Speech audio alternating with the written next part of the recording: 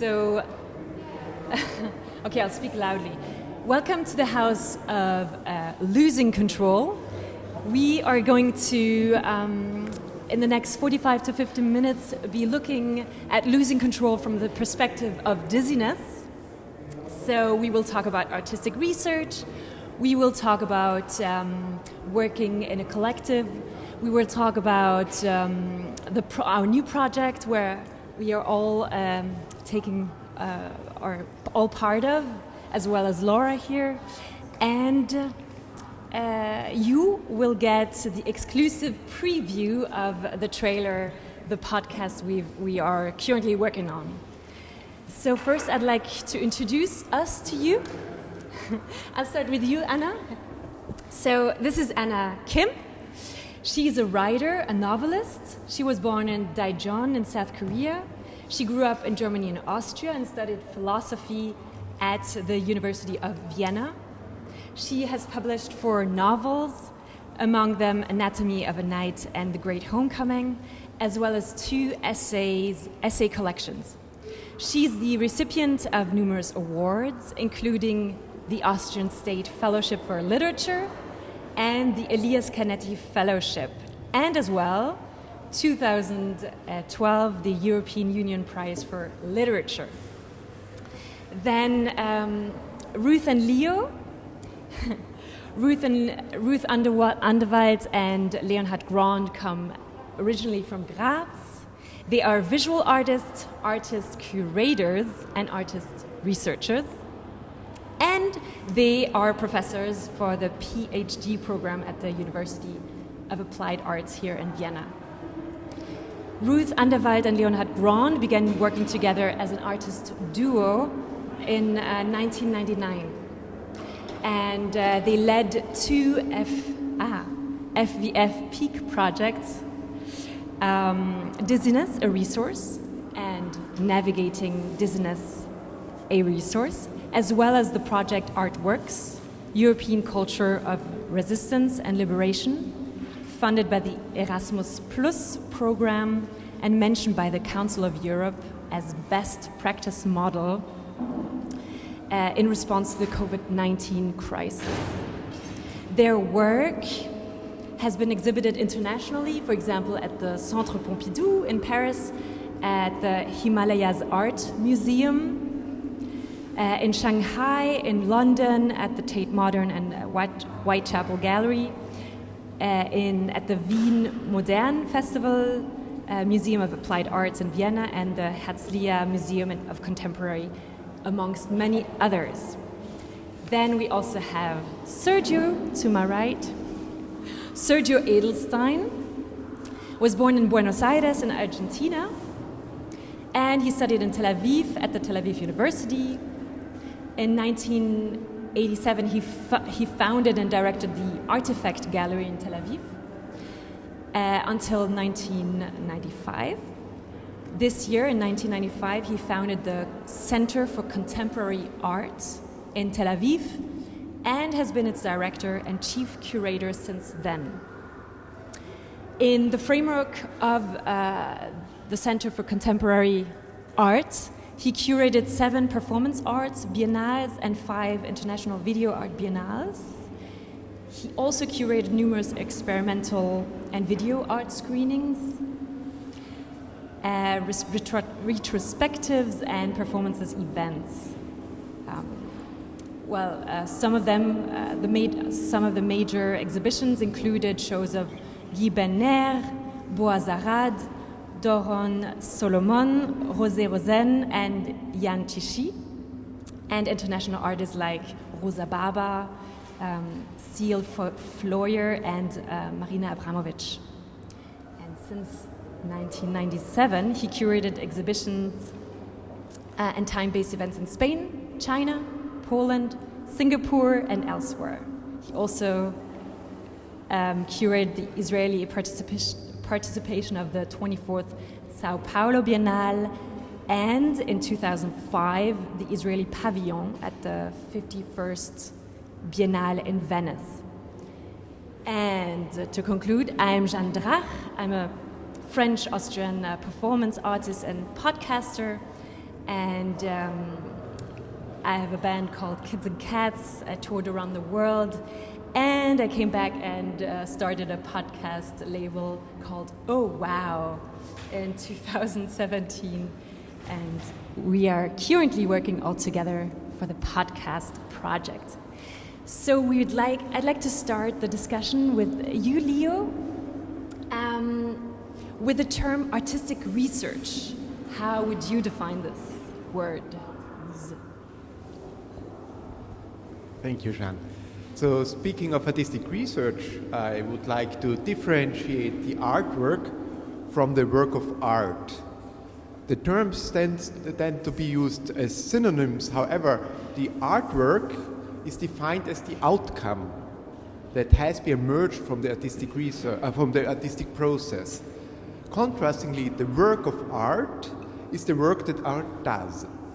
The developing of forms, formats, concepts, and material that affects a change and movement in existing concepts, in understandings, in methodologies, in practices, in affect and sensorial experiences that arises in and through the artwork and the artistic practice. Moreover, artistic research involves the movements of precision and care of scientific thinking and academic working processes. As such, artistic research is a hybrid. Artistic research makes use of different languages and modes of expression, widening the formats of outreach. By reflecting, documenting, and mapping the movements and tensions arising from this hybridization, artist researchers identify and argue their claim of knowledge. Moreover, the practice necessitates a reassessing of formats of publishing and exhibition making. Maybe because you spoke about knowledge, it would be important to note that knowledge and non-knowledge equally form an artistic research project. So in this way, artistic research is, as any research, of course, not only about what someone knows, but also about what we do not know or not yet know. And it divides the borders and limits of knowledge into the process. Also in this context, the question of knowledge is really important because artistic research takes into account the specific knowledge of the arts, the sciences, as well as practice-based knowledge from other fields. And this question of knowledge is really closely related to the question of non-knowledge in its various forms, maybe also to the question of losing control. Non-knowledge as the blind spots and exclusions that we make, the spaces of negation, the semi and the unconscious. Which all form the counterpart of our explicit knowledge and give it depth and contour. Yes, and our practice of artistic research is rooted in conceptual art, where the artwork can take any shape or form, or it can be even immaterial.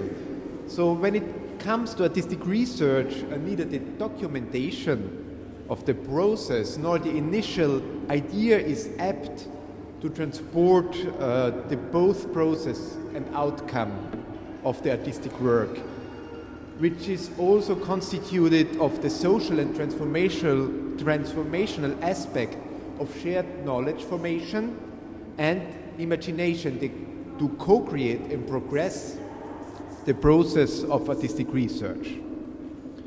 Polish curator and theorist Jerzy Lutwinski referred to artistic research as the dialogue that art has with other spheres of civilization.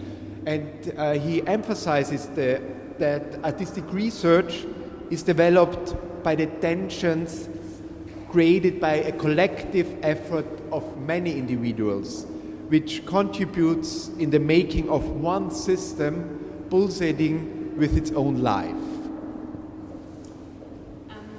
I'd like to ask you a question because you've been working as a duo for 22 years now, and you just mentioned collective. Why did you actually begin to work as a duo, and you're also married?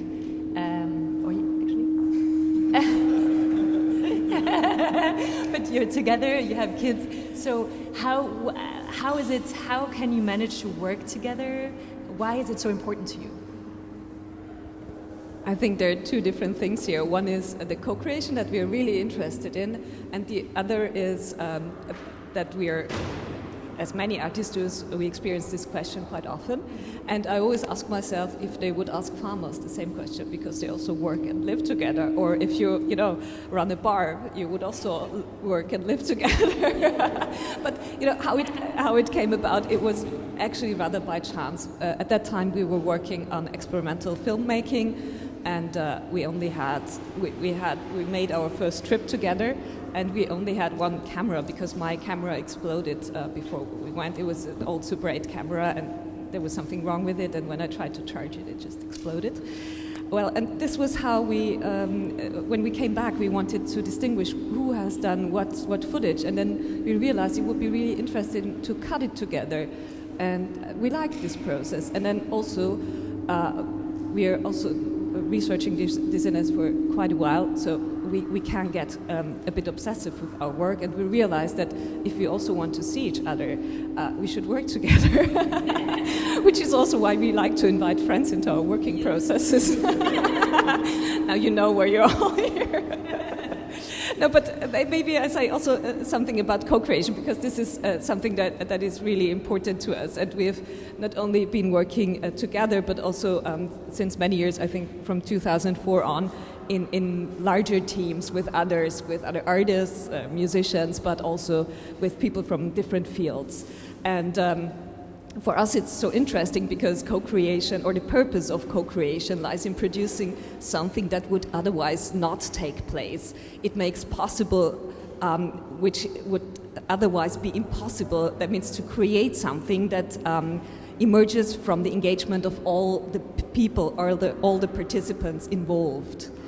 And developing such a co-creative process, and here we can also make the connection to losing control.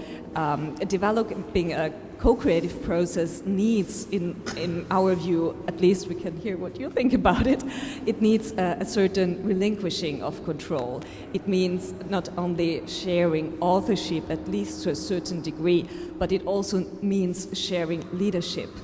So both the creative process and its outcome are to be negotiated together in a collective and shared process. Also the design, the aesthetic design of the outcome, the organization, the structuring, the interpretation of the meaning of the outcome, all this has to be formed and created together. And within this, maybe it's also important to mention that this process needs a certain destructuring of the ego. So in order to put the shared co-creation in the center, it's really essential to get rid of certain parts of your ego.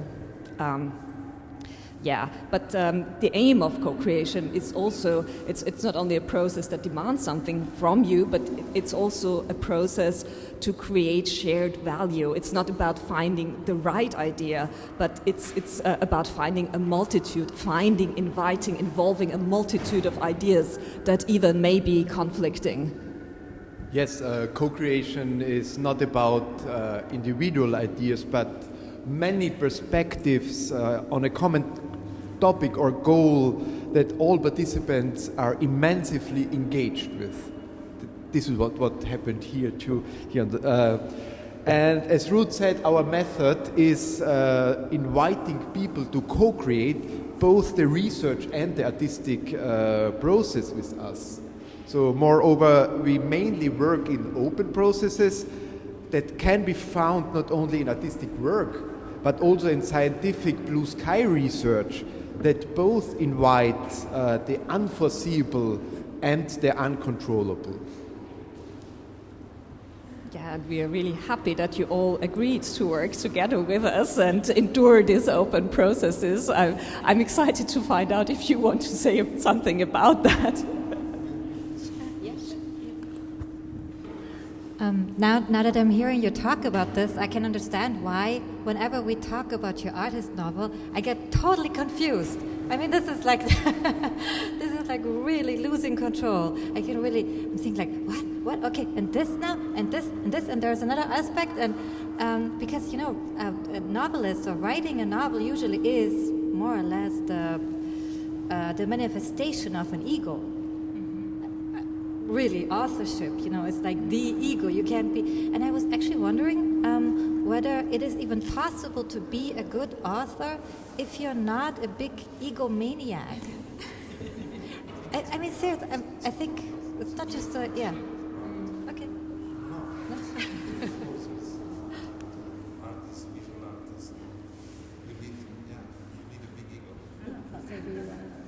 Okay, yeah, I think it's not only in writing or in novels.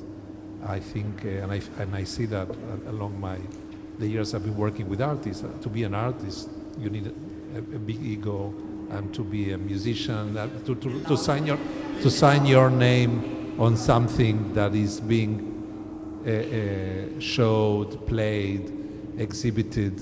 You need a big ego. Yeah. Should I ask you, Anna? In the interview, you said that co-creation. Wait, I wrote it down. Navigating together is impossible, and collaborations are impossible. I quoted you, but maybe it was also in the process of writing. But you've been working with Ruth and Leo for a long time now. So how do you connect this impossibility, but as well as the possibility because you're doing it? I really said that? Oh, right.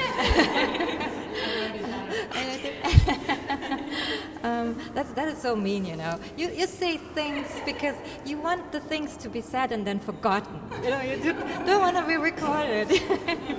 Okay, so now I have to come up with something clever, you know, No, well, I talked about my experience as a writer, and it really is hard. Maybe it's because literature is very much about the thought, about the process of thinking that comes through and comes out in the shape of a novel or an essay or whatever. And it is very hard for me to imagine, but I would really like to imagine if it's possible to capture a collective, the mind of a collective. I find it to be really fascinating. I'm still waiting if it's possible. I mean, I'm always sitting and thinking, is it possible? Is it not possible? You know, I'm having my wager. I find it very hard to imagine, but I would like for it to be reality, in fact, because writing is very, very lonely. I mean, it's a really lonely thing, and sometimes to be captured in your own mind is very unhealthy. Yeah, you want to come out. So that's one of the reasons why I enjoy working with Ruth and Leo. Yeah. And what I wanted to say about losing control was also that I think that when you write a novel, you know, you are basically deluding yourself that you are in control. You know, you have to create a facade of being in control, and you give the readers a piece that appears to be made by someone who is in control, when in fact no one is ever in control of anything. I mean, we are clearly right now, no one is in control of the world. We are not in control of our lives. It is all an illusion, in fact. And to put up a facade like that, that is in the end the art of a novel, I think. It's totally fake, fake art. And Sergio, concerning the collaboration, for you, I think you had a meeting yesterday, a conference yesterday about curators and their relationships with their artists, if I remember correctly. And I never heard of a curator working with artists.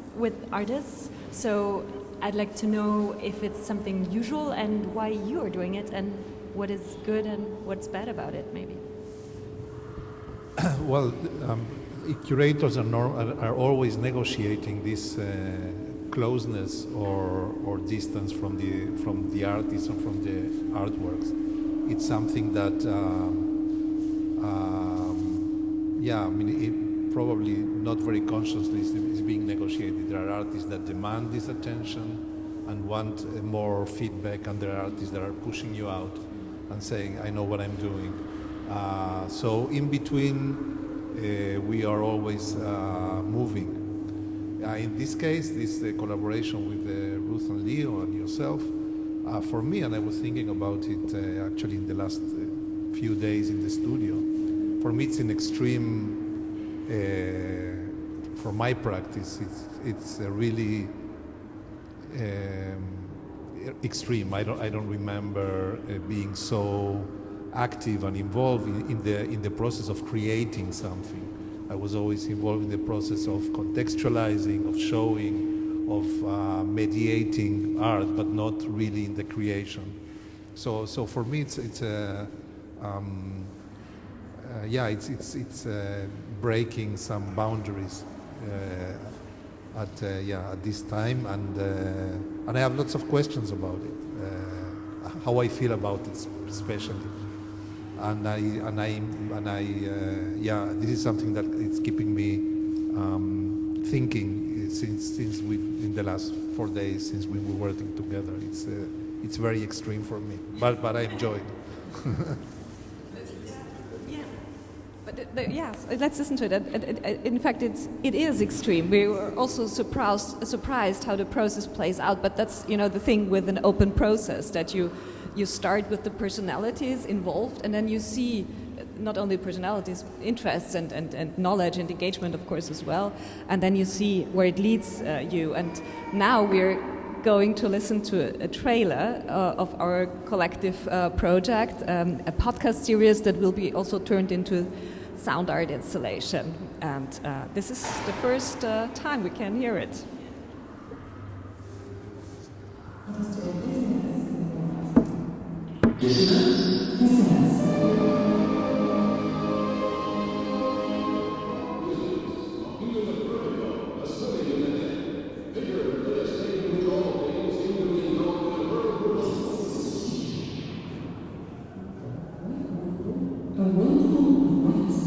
That's exactly the question. And this is what we're trying to find out. We're interested in dissonance. Because it's a very important phenomenon with joyful aspects and positive aspects, as well as a huge destructive potential. You said, me. Who are we? We're Anderwald Grond, and with Anderwald, we are artists and arts researchers. I'm Sergio Edelszein Anna I'm Jonathan, the producer of this podcast. This is not nothing but what dissonance means. How would you define the word dissonance? Well, from a medical point of view, dissonance is an umbrella term. The American Academy of Medical Physicians defines dizziness as vertigo, as a sense of motionless fear, as equilibrium, as feeling of balance and unstable, which could be as a feeling of losing consciousness or about to black out, lightheadedness, as a sense of being disconnected with one's surroundings. Our usage term dissonance implicates all of these meanings. Dissonance includes the unpredictable and unsteady motion of the dizzy body, as well as the feeling of becoming increasingly disconnected from oneself and one's surroundings. Acknowledging dissonance means admitting to a loss of control.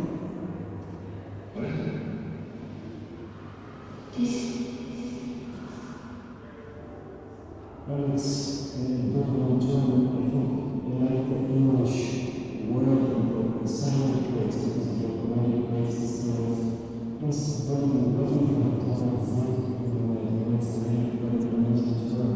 Dissonance. What's But we come out one of our guests, because since we all experience this, we think that as is the art of friends all over the world, what it means for a person, profession, collectively, artistically, philosophically, and existentially. Yeah, what is dissonance? I'm Gabriela Maria. I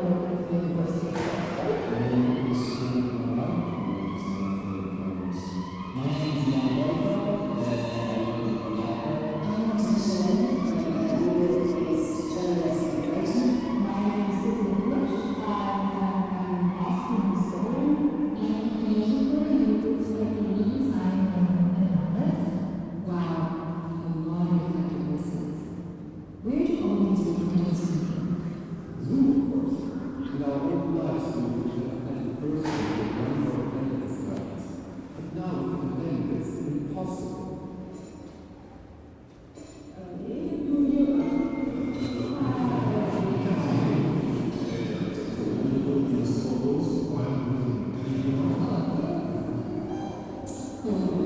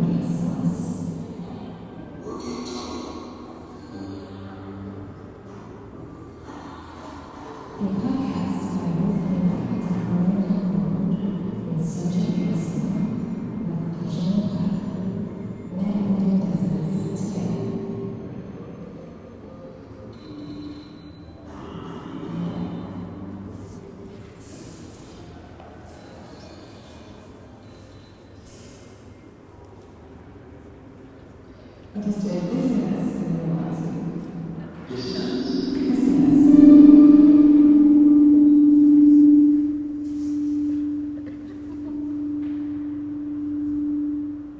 It's okay? Yes.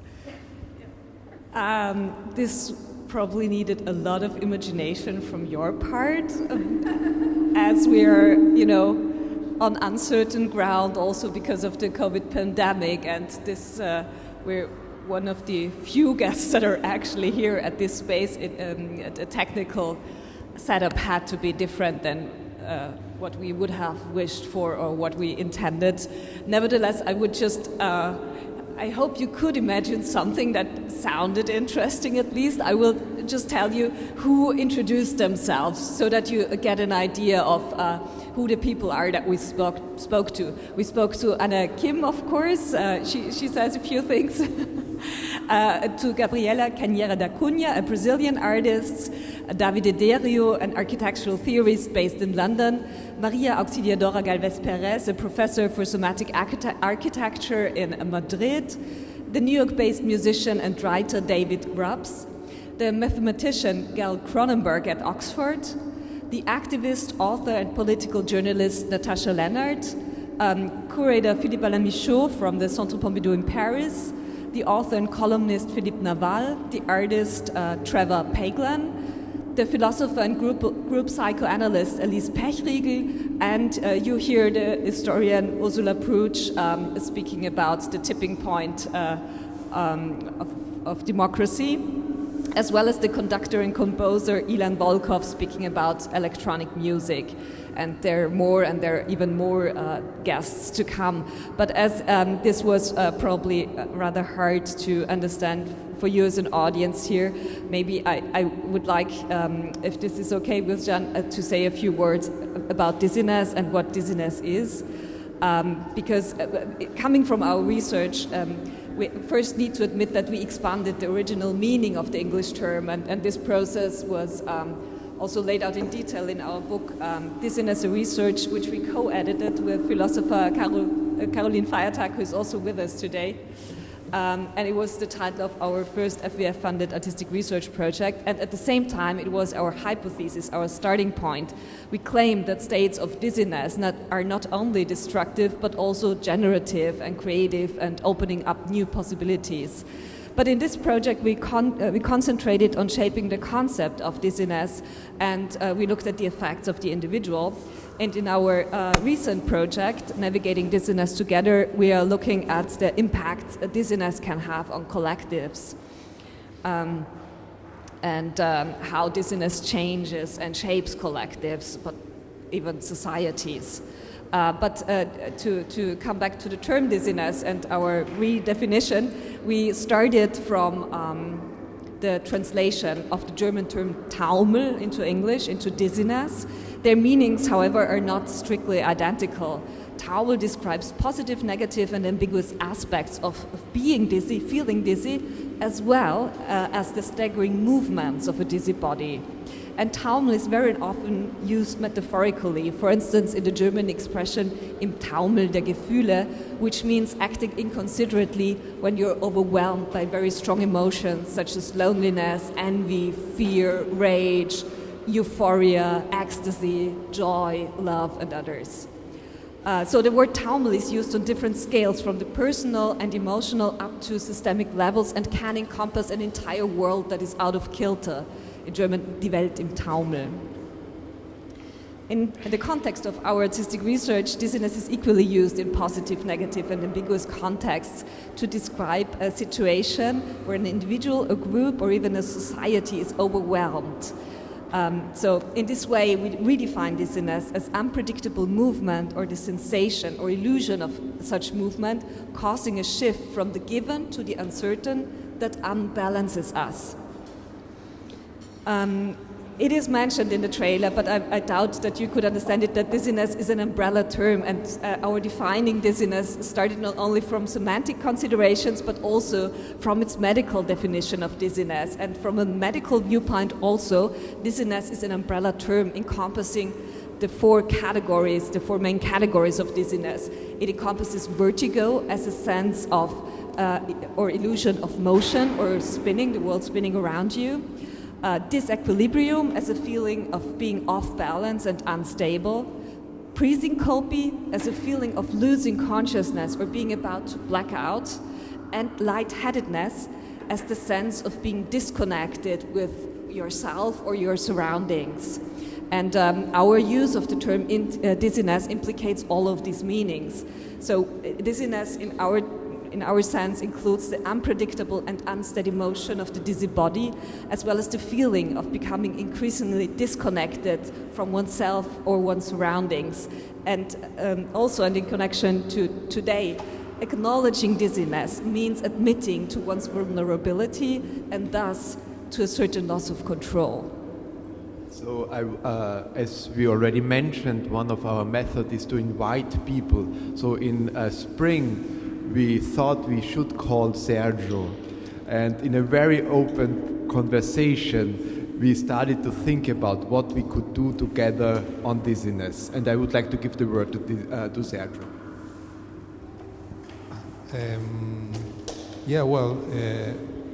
When we had this conversation and we finally met, can you do anything with this sound?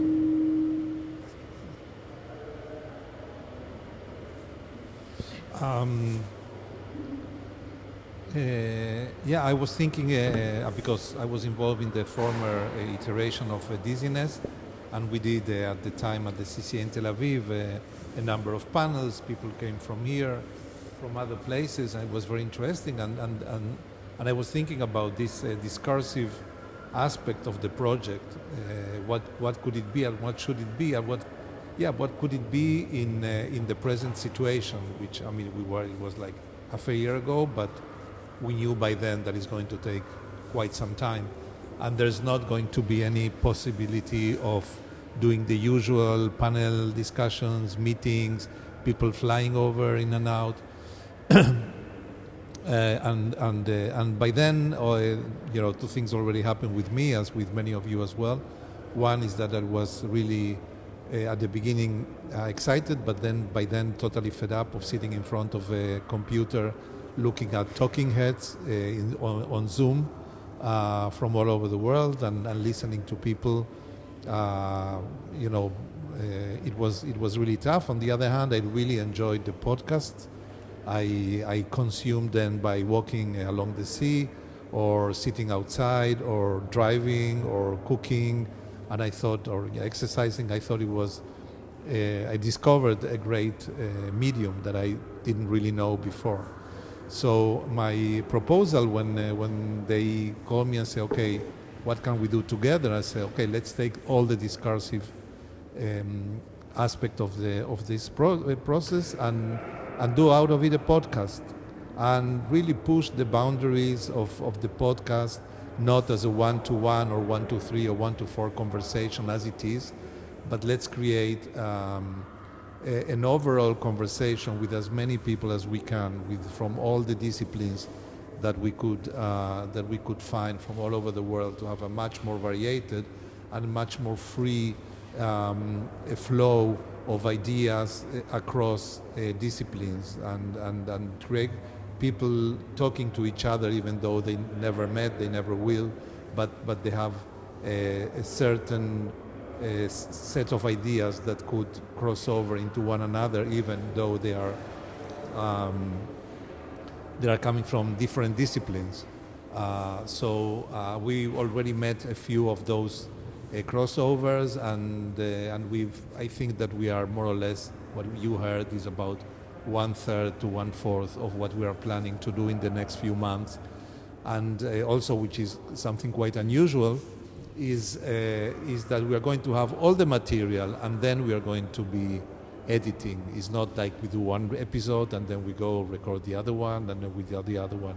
We are going to talk and record, and then listen to everything, log everything, and see how things connect, and start from there. So it's a research for which we are like quite in the dark. We don't know what is going to come. We have some ideas, we saw now the process of working in the studio. We started with one idea. The next day we said, no, this is another way. We did another thing. So I think it's quite exciting. I find it really, really interesting, and I find it's opening my eyes and opening my brains and making me think and identifying the lacuna, where do we need, what kind of input we need here and there. So it's a great work. I'm really thankful to you that you give me the opportunity to work with you on this. And we're thankful for all of your patience. So maybe it's important to say that this idea of podcasts, it's a research tool as well as an outcome. So we do both, as Sergio said. It's a tool to continue our artistic research, but it will also be an outcome that describes the process and can be used separated from what we did. And it also connects to the work we're doing with Anna, because when we made our first project, one of the outcomes was a sound installation that is also that can be heard in this exhibition. And we discovered our love for the spoken word. I mean, we knew we had a certain love for poetry already, and Leo has a background in music, so it was quite naturally progressing there.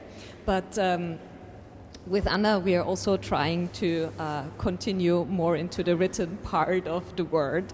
But also, Anna, you have a connection to, or what is it that you see as a difference between the spoken word and the written?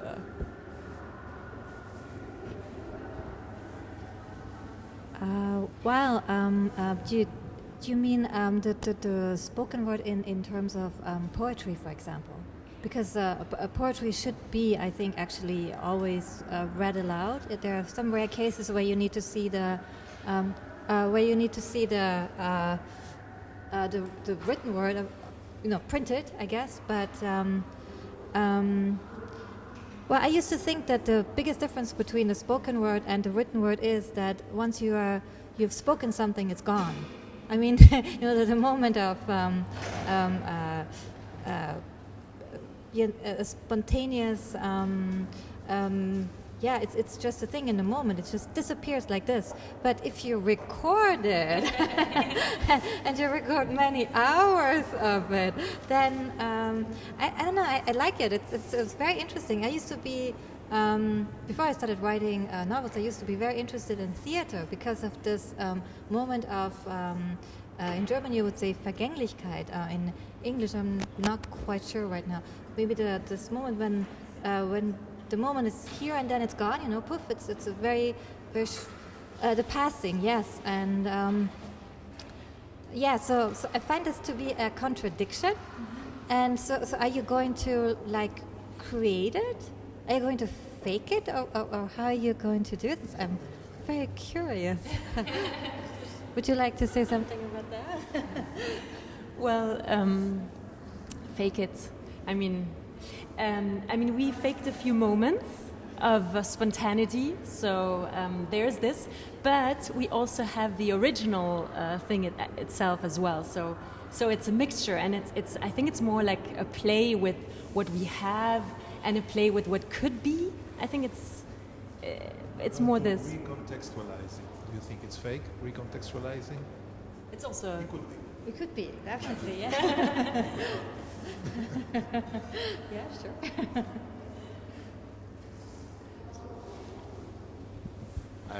We are coming to an end already, and I would like to ask as a final question, Jeanne, as a producer,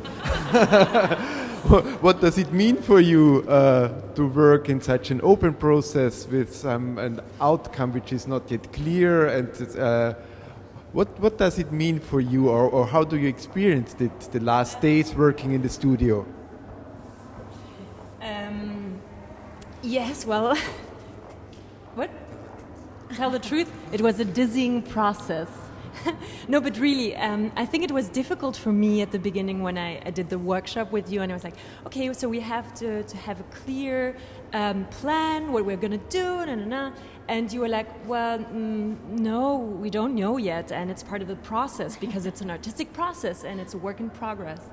And I know this. I know that I'm also an artist, so I know it as well. But in my podcast self, I try to be organized and try to control. And here I didn't have any control, so I was like, it was difficult, a bit difficult. But at the same time, it was very enriching because it was new, and I just thought, okay, I have to accept this dizziness, or like I wanted to ask you the question: should we accept the dizziness, or should we fight it? But I tried to accept it. Thank you very much, Jeanne. So as we are coming to an end, I would like to say only a few words to sum up what we are doing. So we are producing episodes. We are thinking about 5 episodes, but you will see as it is an open process. And one of our landing point will be next June, and we will present it in London at the Whitechapel Gallery. And then we will see how to go on, and where you will find this podcast on every platform, and you can listen to the trailer. You can listen to the trailer on our project blog on the next days, that you have a better quality and you will get maybe a better impression of what we are doing. So this project is possible through the support of the university we are working. It's the University of Applied Art here in Vienna, but also it's funded by the Austrian Science Fund in the program PEG. So thank you very much also to Robert to be able to present this. For heating up the room. That's a great tech. Yes. And yes, and it would be great if you're listening to the podcast that will come up in the next months. Thank you. Thank you.